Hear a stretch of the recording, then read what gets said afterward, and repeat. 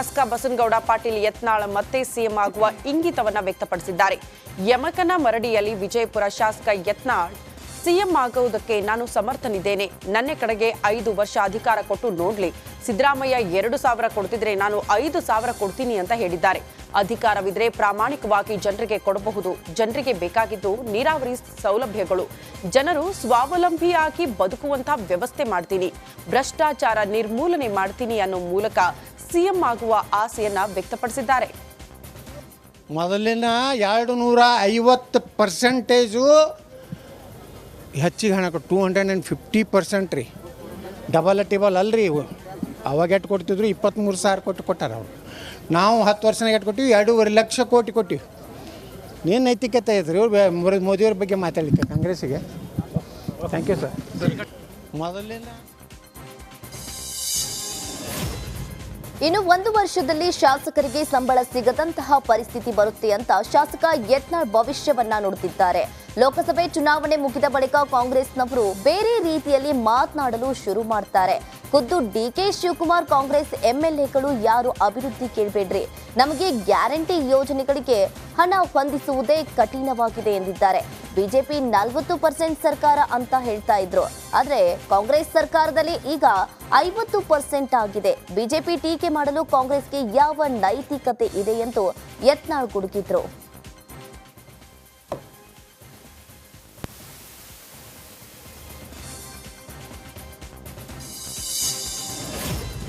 CM Siddaramaiah ವಿರುದ್ಧ ಚುನಾವಣಾ ಆಯೋಗಕ್ಕೆ ದೂರು ಸಲ್ಲಿಕೆಯಾಗಿದೆ. ಮೋದಿ ವಿರುದ್ಧ ಸಿಎಂ ಅವಹೇಳನಕಾರಿಯಾಗಿ ಮಾತನಾಡಿದ್ದಾರೆ ಅಂತ ಆರೋಪಿಸಿ ಬಿಜೆಪಿ ನಿಯೋಗ ಸಿಎಂ ವಿರುದ್ಧ ಚುನಾವಣಾ ಆಯೋಗಕ್ಕೆ ದೂರು ಸಲ್ಲಿಸಿದ್ದಾರೆ. ಶಾಸಕ ಸುರೇಶ್ ಕುಮಾರ್ ನೇತೃತ್ವದಲ್ಲಿ ಸಿದ್ದರಾಮಯ್ಯ ನೀತಿ ಸಂಹಿತೆ ಉಲ್ಲಂಘನೆ ಮಾಡುತ್ತಿದ್ದಾರೆ, ಕೊಳ್ಳೇಗಾಲದಲ್ಲಿ ಪ್ರಧಾನಿಗೆ ಅವಹೇಳನ ಮಾತುಗಳನ್ನಾಡಿದ್ದಾರೆ ಅಂತ ದೂರು ಸಲ್ಲಿಕೆಯಾಗಿದೆ. ತಂದೆ ಅಧಿಕಾರವನ್ನ ಕೊಟ್ರೆ ಮಗ ಪಕ್ಷವನ್ನೇ ಮಾರ್ತಾ ಇದ್ದಾರೆ ಎಂದು ಮಾಜಿ ಸಿಎಂ ಎಚ್.ಡಿ. ಕುಮಾರಸ್ವಾಮಿ ವಿರುದ್ಧ ಡಿಸಿಎಂ ಡಿಕೆ ಶಿವಕುಮಾರ್ ವ್ಯಂಗ್ಯವಾಡಿದ್ದಾರೆ.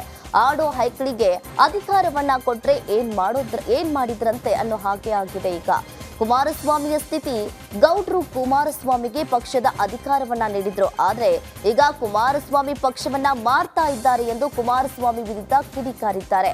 ಸೂರ್ಯ ಮುಳುಗುವುದು ನಿಶ್ಚಿತವೋ ಹಾಗೆ ಕಮಲ ಬಾಡುವುದು ನಿಶ್ಚಿತ ಎಂದು ಡಿಕೆ ಶಿವಕುಮಾರ್ ವಿಪಕ್ಷದ ವಿರುದ್ಧ ವಾಗ್ದಾಳಿಯನ್ನ ನಡೆಸಿದ್ದಾರೆ.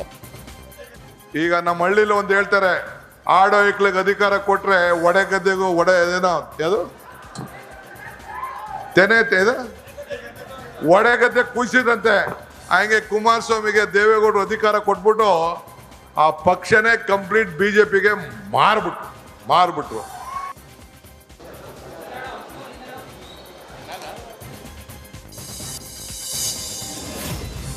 ಎಲೆಕ್ಷನ್ ಬಳಿಕ ಸಿದ್ದು ಸರ್ಕಾರ ಪತನ ಆಗತ್ತೆ ಅಂತ ರಮೇಶ್ ಜಾರಕಿಹೊಳಿ ಮತ್ತೆ ಸರ್ಕಾರ ಪತನದ ಭವಿಷ್ಯ ನುಡಿದಿದ್ದಾರೆ.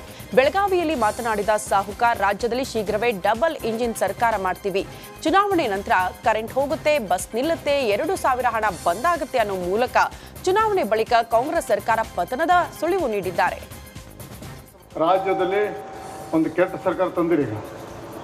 ಆ ಸರ್ಕಾರದಿಂದ ಬರೀ ಯೋಜನೆ ಬರೀ ಸಬ್ಸಿಡಿ ಕೊಟ್ಕೋತ ಇವತ್ತೆಲ್ಲ ಈಗ ಲೋಕಸಭೆ ಚುನಾವಣೆ ಅಂತ ಸ್ವಲ್ಪ ಲೈಟ್ ಇದಾವೆ, ಅದು ಹೋಗಿಬಿಡ್ತದೆ. ಲೈಟ್ ಲೋಕಸಭೆ ಚುನಾವಣೆ ಮುಗಿದ ನಂತರ ನಿಮ್ಮ ಗ್ಯಾರಂಟಿನೂ ಬಂದ್ ಆಕತಿ, ಕರೆಂಟು ಹೋಗ್ತದೆ. ಈ ಬರೀ ಚುನಾವಣೆ ಅದು 7 ತಾರೀಕು ರಿಸಲ್ಟ್ಸ್ ಅಲ್ಲ, 7 ತಾರೀಕು ಮುಗಿದ ನಂತರ ನಿಮ್ಮ ಎಲ್ಲ ಇವು ಬಸ್ ಪಾಸುಕ ಬಂದಾಕವು, 2,000 ಬಂದಾಕವು, ಎಲ್ಲ ಗೊತ್ತೈತೆ ಅವ್ರಿಗೆ. ಅದೆಲ್ಲ ಟೆಂಪ್ರರಿ. ಇದನ್ನ ತಮ್ಮ ಜನರು ಮೋಸ ಮಾಡೋಕ್ಕೆ ಕಾಂಗ್ರೆಸ್ ಪಕ್ಷ ಸರ್ಕಾರ ಮಾಡೈತಿ. ಭಾರತೀಯ ಜನತಾ ಪಕ್ಷದ ಸರ್ಕಾರ, ಕೇಂದ್ರ ಸರ್ಕಾರ ಮತ್ತು ಬರುವಂಥ ದಿನದಲ್ಲಿ ಡಬಲ್ ಇಂಜಿನ್ ಮಾಡಿ ಅಭಿವೃದ್ಧಿ ಮಾಡ್ತೋದು ನಿಮ್ಗೆ ಮಾತು ಕೊಡ್ತೇನೆ. ಜಗದೀಶ್ ಶೆಟ್ಟರ್ 2.5 ಲಕ್ಷ ಹೆಚ್ಚು ಹಾಕ್ತಬೇಕು ಹೇಳಿ ನಾನು ಮುಗಿಸ್ತೇನೆ. ರಾಜ್ಯದಲ್ಲಿ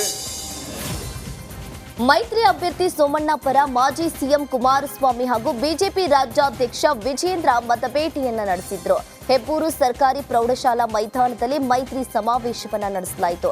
ಇನ್ನು ಈ ಕಾರ್ಯಕ್ರಮದಲ್ಲಿ ಸಂಸದ ಜಿಎಸ್ ಬಸವರಾಜ್, ಮಾಜಿ ಸಚಿವ ಗೋಪಾಲಯ್ಯ, ಶಾಸಕ ಸುರೇಶ್ ಗೌಡ, ಎಂಟಿ ಕೃಷ್ಣಪ್ಪ ಸೇರಿದಂತೆ 2 ಪಕ್ಷದ ಸಾವಿರಾರು ಕಾರ್ಯಕರ್ತರು ಉಪಸ್ಥಿತರಿದ್ದರು. ಇನ್ನು ಇದೇ ವೇಳೆ ತುಮಕೂರಲ್ಲಿ ಸೋಮಣ್ಣರನ್ನ ಗೆಲ್ಲಿಸಲೇಬೇಕು ಅಂತ ಸಂದೇಶವನ್ನ ರವಾನಿಸಿದ್ರು.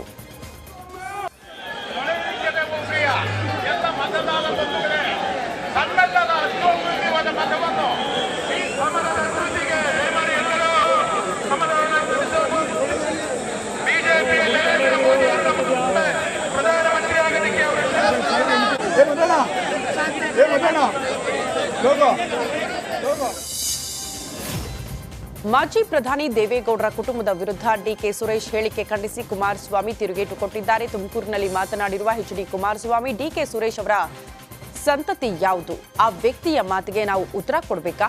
ಅವರು ಕೊತ್ವಾಲ್ ರಾಮಚಂದ್ರ ಗರಡಿಯಿಂದ ಬಂದಿರೋರು. ಅವರು ದೇಶ ಉಳಿಸ್ತಾರ, ರಾಜ್ಯ ಉಳಿಸ್ತಾರ? ಹಣದ ದಾಹಕ್ಕೆ ಎಲ್ಲಿ ಏನ್ ಬೇಕಾದ್ರೂ ಮಾಡ್ತಾರೆ. ಸೋಲಿನ ಭಯಕ್ಕೆ ಈ ರೀತಿ ಹೇಳಿಕೆಗಳನ್ನ ಕೊಡ್ತಿದ್ದಾರೆ ಅಂತ ಕಿಡಿಕಾರಿದ್ದಾರೆ. ಎಷ್ಟು ಜನ ಇದ್ದಾರೆ ಅವ್ರ ಫ್ಯಾಮಿಲಿಲಿ? ನಾವು ರಾಜ್ಯದ ಜನತೆ ಗೌರವ ಉಳಿಸಿರೋರು. ಆ ಕುಟುಂಬ ಏನು ಮಾಡಿದ್ದಾರೆ? ರಾಜ್ಯ ಲೂಟಿ ಮಾಡಿ, ಪ್ರಕೃತಿ ಸಂಪತ್ತನ್ನು ಲೂಟಿ ಮಾಡಿ ಇವತ್ತು ದೇಶ ವಿದೇಶಗಳಿಗೆ ಸಾಗಿಸಿರ್ತಕ್ಕಂಥವ್ರು. ಆ ವ್ಯಕ್ತಿಯ ಮಾತಿಗೆ ನಾನು ಉತ್ತರ ಕೊಡಬೇಕಾ? ದೇವೇಗೌಡರ ಕುಟುಂಬ ಉತ್ತರ ಕೊಡಬೇಕಾ? ಎಲ್ಲಿಂದ ಬಂದವರು? ಅವ್ರ ಗರಡಿ ಎಲ್ಲಿಂದ ಬಂದಿದ್ದು? ಕೊತ್ವಾಲ್ ರಾಮಚಂದ್ರನ ಗರಡಿ. ಅವರು ಈ ದೇಶ ಉಳಿಸ್ತಾರ, ಈ ರಾಜ್ಯ ಉಳಿಸ್ತಾರ? ಅವರ ಹಣದ ದಾಯಿಕೆ ಯಾರನ್ನು ಬೇಕಾದರೂ ಏನು ಬೇಕಾದರೂ ಮಾಡ್ತಾರೆ. ಅಂಥ ವ್ಯಕ್ತಿಗಳಿಗೆ ಉತ್ತರ ಕೊಡಲ್ಲ ನಾನು. ಅವ್ರ ಸಂತತಿ ಯಾವುದು? ರಾಜ್ಯದಲ್ಲಿ ಬಿಜೆಪಿ ಜೆಡಿಎಸ್ 28 ಸ್ಥಾನ ಗೆಲ್ಲುತ್ತೆ ಅಂತ ಬಿಜೆಪಿ ಮುಖಂಡ ಸಿಟಿ ರವಿ ಗೆಲುವಿನ ವಿಶ್ವಾಸವನ್ನ ವ್ಯಕ್ತಪಡಿಸಿದ್ದಾರೆ.